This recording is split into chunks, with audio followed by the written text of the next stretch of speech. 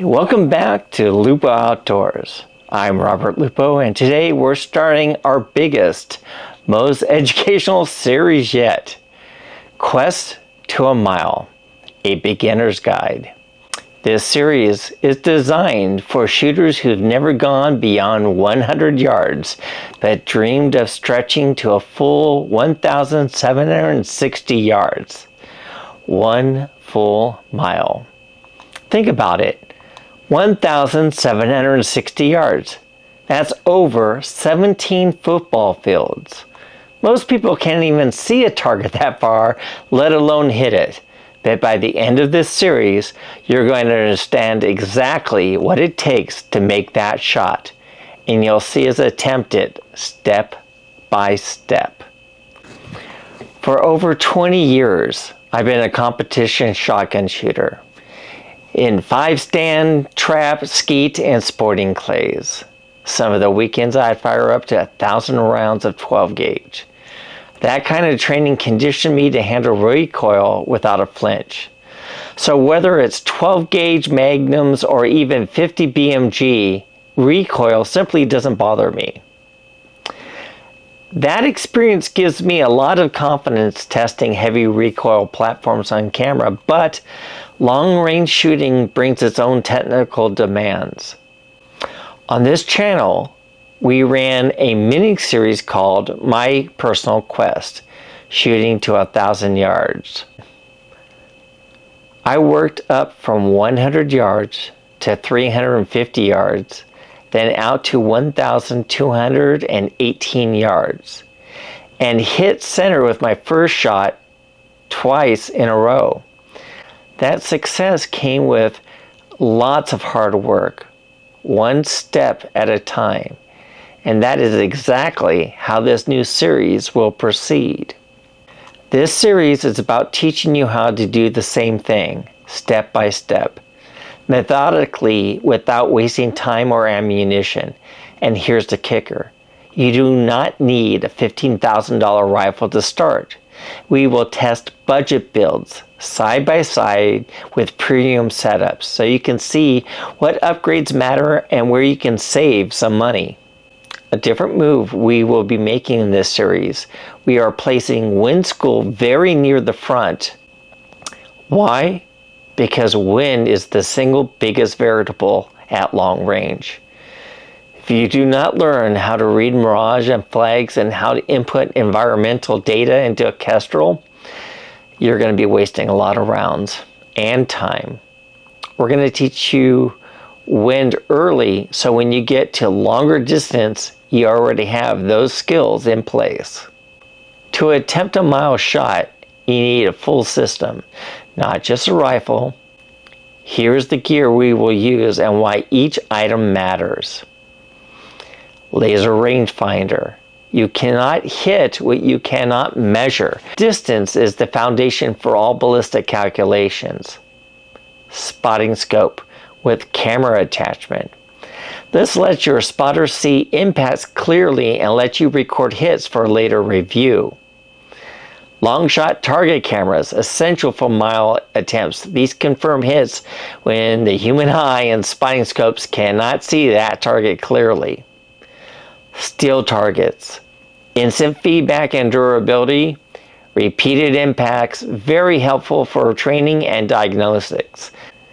Bipods, tripods, rear support bags. Stability equals accuracy.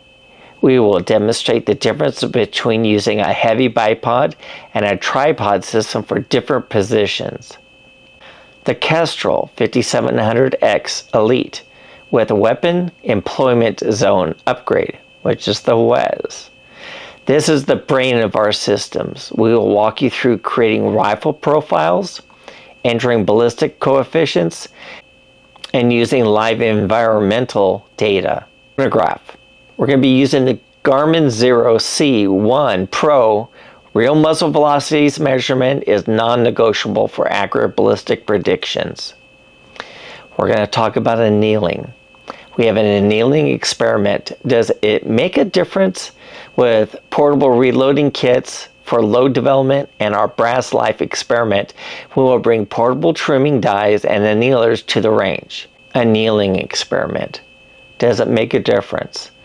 With a portable reloading kit for load development and our brass life experiment, we will bring portable trimming dies and annealers to the range. We'll also review the top hitters in the gas flame annealing one by one and have a bake-off of all that is reviewed.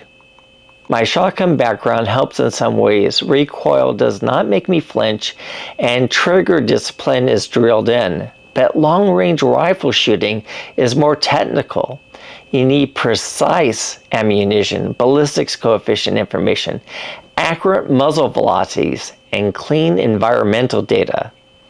The fundamentals overlap: breathing control, sight picture, follow through, but long range adds math predictions and patience. Here's the teaching progression we will follow through the series. I've arranged it so the learning builds logically. Introduction and gear overview, which is this episode. Rifles and gear selection, calibers, chassis, scopes, muzzle brakes, silencers, optics and mounting, rail, torque, leveling, eye relief. Wind school. Now, wind school might be a little bit sooner than this because I feel that it's the one that's going to take you the longest to get. But in wind school, we're going to talk about mirage, flags, full value, half value wind, kestrel setup, and inputs step by step. Tools, the right tools for the job. We're going to be using our fix-it sticks. Zero and chronograph testing, 100 yard zero and true muzzle velocities. Load development. We're going to do ladder testing, node hunting, factory versus hand loads. Caliber deep dives. We have picked 6.5 PRC, 300 PRC, and 338 Lupo Magnum. We'll explain why. So when we talk about the annealing and brass life tests, we have that portable reloading. We're going to be using sonic cleans, and we're going to compare the groups. We will test no annealing, which is our control group, to the annealed group. Check for brass life. Does it really give you that much of an advantage? And then we're going to stretch out 500 through 1,000 yards progressive testing. Then we'll have the final mile attempt, the big showdown. Now, we may implement other classes or other portions into this list, but this is your base. And as we feel that we need to add, we'll add. I don't think we're going to be removing anything because wind school is so critical. Wind school will cover these practical skills early and will be several episodes. We'll talk about reading the mirage and converting it into actionable wind calls, understanding full value versus half value wind, and how it changes your holds. We're going to create rifle profiles, entering ballistic coefficients and muzzle velocity into the kestrel. What is WEZ, Weapon Employment Zone, and using its output to make decisions under uncertainty. Live practice drills at 300, 500 yards so you can calibrate your eyes and calls. Our approach is data first, distance second. We'll verify rifle zeros and muzzle velocities before stepping out. This saves ammunition and builds trust in the ballistic solution. If you follow that process, you will learn faster and waste a lot less ammo. We're going to construct a budget HOWA 300 PRC rifle and test it against the Magnum platforms like the 338 Lupo Magnum. We will see where spending matters and where the budget route can still get you very far. We're going to talk about packing gear, practical advice on how to pack and move gear efficiently so you do not waste time hauling things back and forth. Developing a checklist. When loading for a range day, you don't want to forget something important, like your rangefinder, which I have never done before. Right. When packing, organizing by station, shooter station, spotter station, and camera station. Put everything for one station in a single bag or container so you only make one trip from the wagon to the firing line. Label ammo with caliber and load details. Keep spare batteries in a separate pouch that you can access first, or use the battery box we talked about before. Use resealable bags for small parts and tools. Now, fundamentals of rifle care and cleaning, essential for long-range accuracy and consistent performance. Follow these steps after each range day, where you fire more than a few rounds. This includes bolt tightness checks, and you need to make this a habit. When we test annealing, we will demonstrate how to prepare brass in the field, sonic cleaning first, then annealing, trimming, and full resizings. We will show 5-round non-annealed control groups versus a 5-round annealing group. Chronograph both and shoot groups to compare consistency. We will document case life and show the practical results of annealing for expensive brass, like your 50 BMG and your 338 Lapua Magnums. A quick thank you to potential sponsors. If you make gear that belongs in this series, reach out at the email below in the description.